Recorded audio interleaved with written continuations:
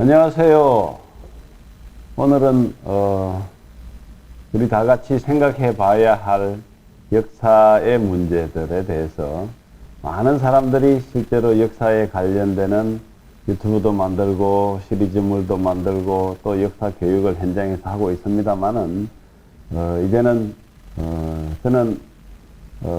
전쟁에 대한 역사, 그리고 우리 독립운동에 대한 역사, 그리고 러일 전쟁에 대한 역사, 그리고 일본의 만행에 대한 난징 대학살에 대한 역사, 이런 것들을 실제로 연구하고 공부하고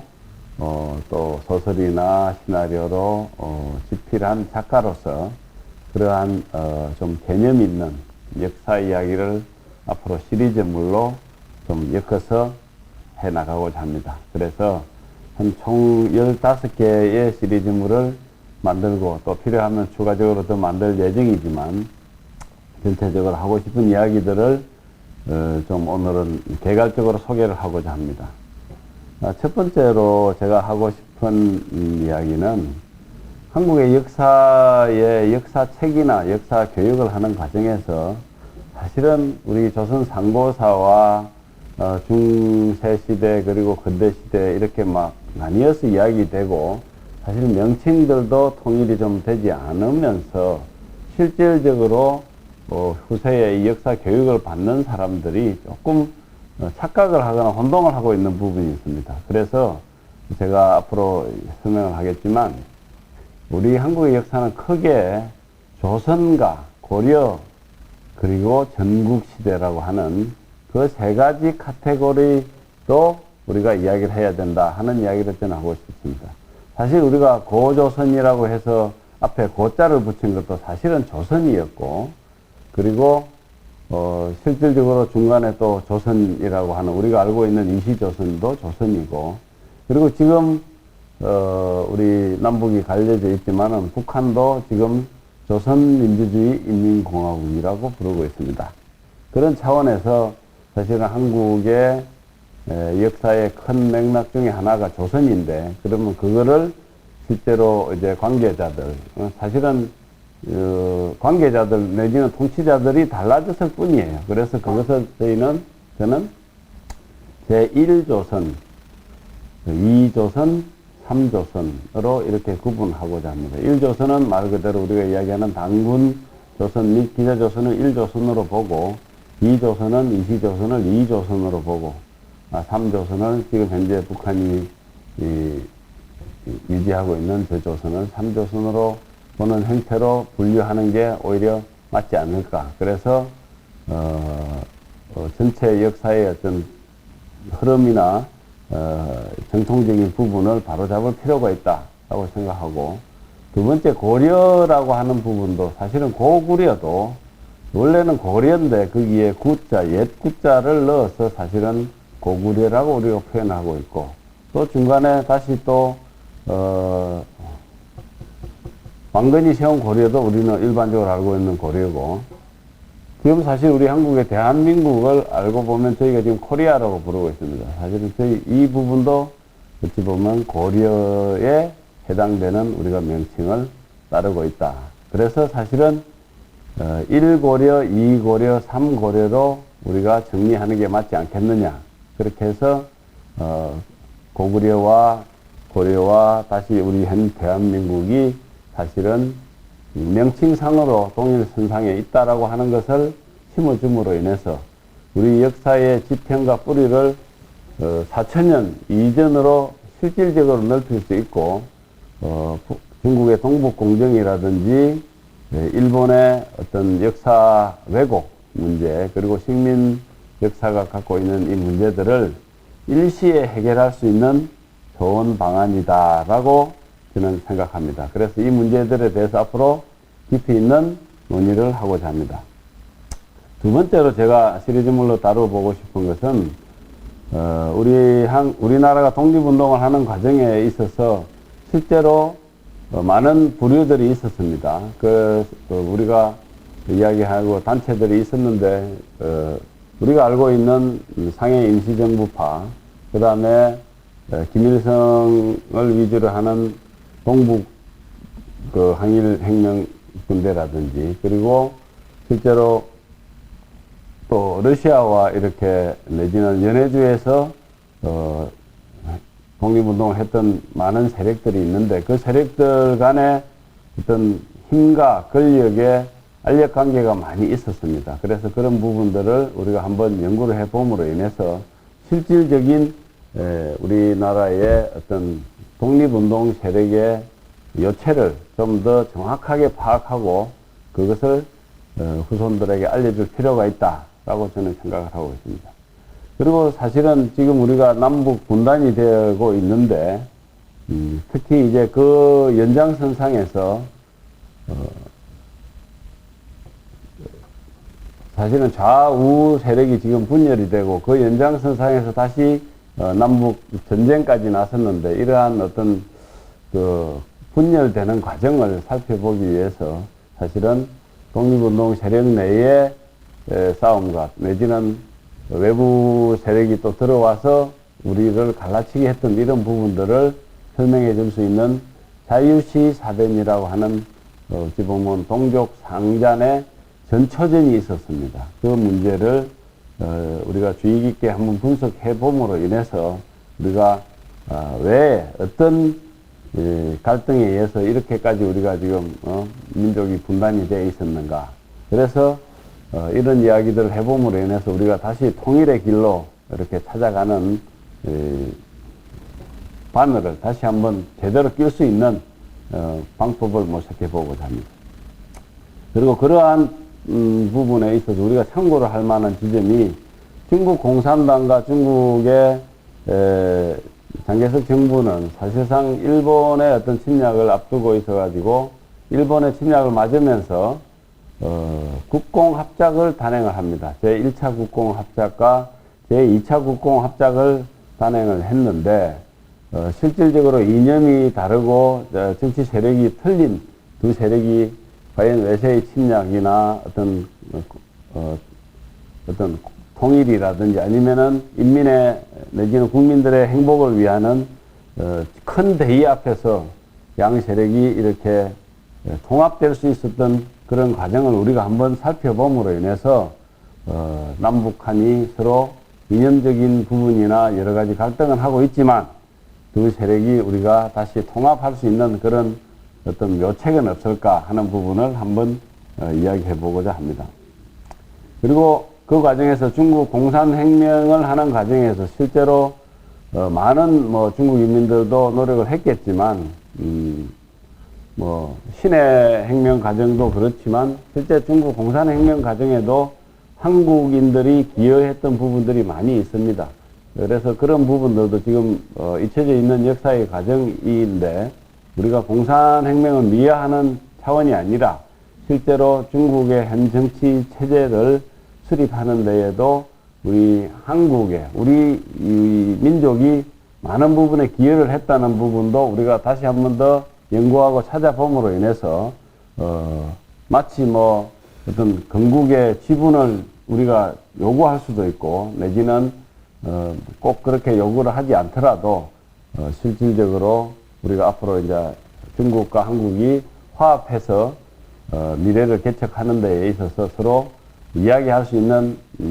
역사적인 사실과 거리가 될 수 있다는 차원에서 그 부분도 한번 알아보고자 합니다. 그리고 실제로 지금 우리나라도 굉장히 많은 개혁 주도 세력과 보수 세력, 보수를 빙자한 또 아주 극단 세력들이 지금 설치고 있습니다만은, 실제로 조선시대에 많은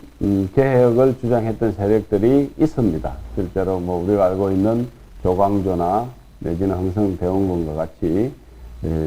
여러 실제로 개혁을 주장하고 좌절됐고 했던 사람들의 어떤 이 발자취를 한번 되돌아보면서 우리의 피에 흐르고 있는 이 개혁의 열망과, 그리고 이것이 어떤 절차를 거쳐서 무리 없이 추진되어야 될 것인가 하는 문제를 한번 검토해 보고자 합니다. 그 와중에 우리가 이제 또다시 한 번 더 평가해 보고자 하는 것은 흥선대원군과 고종 그리고 명성황후의 이야기를 돌이켜 보면서 과연 조선이 망하지 않고 다시 구국 강병으로 나갈 수 있었는데 왜 이런 개혁의 정책이나 정치 어떤 이념들이 좌초되었던가 하는 것을 다시 한 번 더 우리가 되돌아보면서 지금 진행하고 있는 개혁과 개혁 주체자들이 뭔가 한 번 더 되돌아볼 수 있는 어떤 역사적인 시사점을 한번 찾아보고자 합니다.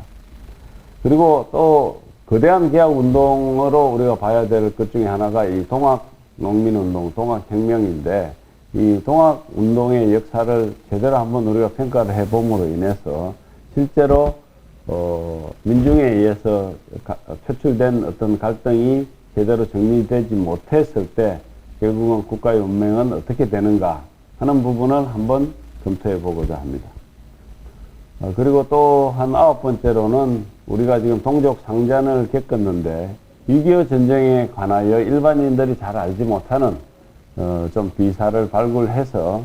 6.25에 대한 우리의 생각들, 그리고 우리가 지금 막연하게 영웅으로 알고 있는 사람들 내지는 6.25 전쟁에 참여했던 많은 사람들에 대한 평가가 사실은 엇갈리고 있습니다. 메가드 장군에 대한 부분도 그렇고 백선엽 장군에 대한 부분도 그렇고, 그리고 스탈린이 이 전쟁을 어떤 식으로 사주하고 만들었는가 하는 부분도 그렇고, 이런저런 문제들에 대해서 한번 제대로 검토를 해보고자 합니다. 그리고 10번째로는 조선 역사에 있어서 7년 전쟁이었던 임진왜란, 정유재란과 중국 명나라와 조선 정부가 했던 일들을 우리가 되돌이켜보고 실제로 전쟁의 양상에서 펼쳐졌던 조선 명나라 연합사령부와 존재와, 그리고 전쟁에 있어서 실제로 우리가 일본을 물리칠 수 있었던 병법, 진법 등에 관한 이야기를 우리가 살펴봄으로 인해서 토요토미 히데요시가 대륙 명나라를 정벌 하고 아시아 대륙을 넘어서 세계를 제패하려고 했던 그 꿈이 어떻게 허망했던 꿈이 좌절되고 우리가 또 그러한 그 쓸데없는 꿈을 우리가 좌절시켰던가 하는 것에 대한 이야기를 좀 해보고자 합니다. 그리고 11번째로 실제로 이 러일 전쟁의 이야기를 해보고자 하는데, 이 러일 전쟁은 일본이 대한민국을 먹고 중국 대륙을 침탈하고, 그리고 1차 세계대전, 2차 세계대전으로 나아가서 심지어는 우리 한국의 남북 전쟁에 이르기까지 영향을 미친 전쟁이고, 실제로 일본이 유대계 금융자본과 결탁하여 전 세계에 전쟁 노름에 어찌 보면 선봉장이 되고 전쟁 채권을 발휘하여 전쟁 금융을 이용할 수 있게 되는 그러한 과정을 체득한 전쟁입니다. 그래서 세계 역사를 바꾼 중요한 전쟁이기 때문에 그 전쟁의 과정에 끼친 일들, 그리고 영국이 어떻게 개입을 했고 유태 금융이 어떻게 개입했는가, 그리고 러시아는 어떻게 하여 볼셰비키 혁명군에 의해서 황실이 타도되고 마지막에 러시아 혁명이 성공했는가 하는 이런 이야기를 11번째 해보고자 합니다. 그리고 12번째로는 우리가 우리의 민족의 영웅으로 알고 있는 안중근에 대해서 사실은 많은 사람들이 이야기를 하고 있고 또 논쟁도 있습니다. 뭐 예를 들어서 일본 측에서는 테러리스트라고 보고 있고, 또 우리 입장에서는 테러리스트 더 큰 테러리즘을 방지하기 위한 인본주의적인 어떤 입장에서 어쩔 수 없는 선택이었다라고 하는 견해가 부딪히고 있는데, 그런 부분에 대해서 그 당시의 상황과 그리고 천주교와 천주교 내에서의 어떤 평가, 이런 부분들을 중심으로 한번 다뤄보고자 합니다. 그리고 일본은 사실은 수많은 학살을 자행했습니다. 우리 심지어는 임진왜란 때 진주성에서 7만 명을 몰살시켜 죽이는 것을 시작으로 해서 난징 대학살도 있고, 그 다음에 간도 대학살도 있고, 사실상 많은 인간을 실질적으로 무자비하게 죽이는 어떤 그러한 역사들이 있는데, 그 부분을 뭐 일본은 듣기 싫겠지만 그래도 우리가 다시 한번 재조명해 보고 또다시 그것을 일어나지 않도록 일본 측에 경고를 보내는 어떤 의미에서라도 그 학살의 역사를 한번 정리해 보고자 합니다. 그리고 14번째로는, 물론 그 연장선상인데, 일본이 731 부대나 100부대 중국과 우리 만주 전역에 걸쳐가지고 인체 실험을 했던 그 내용들, 그리고 그걸 어떻게 수습하고 정리해 갔는지, 그리고 전쟁 패망 이후에 메가드가 일본 군정의 최고 책임자가 되면서 그런 부분들을 수습하고 정리하고 정보를 받아 넘기고 오히려 전범들을 풀어주면서 그리고 샌프란시스코 강화 회의에서 오히려 미국의 어떤 국가 이익의 입장만을 내세워서 실제로 식민지 침탈을 당했던 국가들의 이해관계를 배반하게 되는 어떤 그러한 과정들을 겪었는데, 그 부분에 대해서도 한번 정리를 해보고자 합니다. 그리고 마지막으로 독도 문제와 대마도 문제를 다루고자 합니다. 실제로 독도 문제는 현재 한일 간에 굉장히 극심한 어떤 대립에 치닫고 있으나 민족 사적으로나 실제로 여러 가지 면에 있어서 독도는 우리 조선 한국의 영토임이 분명함에도 불구하고 그것을 왜 일본의 영토라고 주장하고 있는지, 그러나 또 그 문제에 대응하기 위한 논리로서 또 실질적으로 대마도 문제는 우리가 실제로 대마도를 실효적으로 지배했던 사실도 있고 하기 때문에 우리가 앞으로 새로운 어떤 갈등과 이슈를 만들어낸다기보다는 우리가 국가 전략적인 차원에서 대마도 문제는 우리가 한번 짚고 넘어가야 될 문제라고 생각합니다. 그래서 우리 국토인 이 독도를 지키고, 그리고 국가 간의 관계에 있어서 이 영토 문제를 어떻게 해결하는 것이 합리적이고 우리 후손들에게 도움이 되는 일인가 하는 부분을 한번 체크해 보고자 합니다. 앞으로 이런 시리즈물을 만들어서 여러분들을 만나 뵙기를 바라오니까 많은 관심 가져주시고, 또 실질적으로 우리 이 역사 바로 세우기 내지는 개념 있는 역사를 만들어 가는데 같이 동참해 주시기를 부탁드립니다. 감사합니다.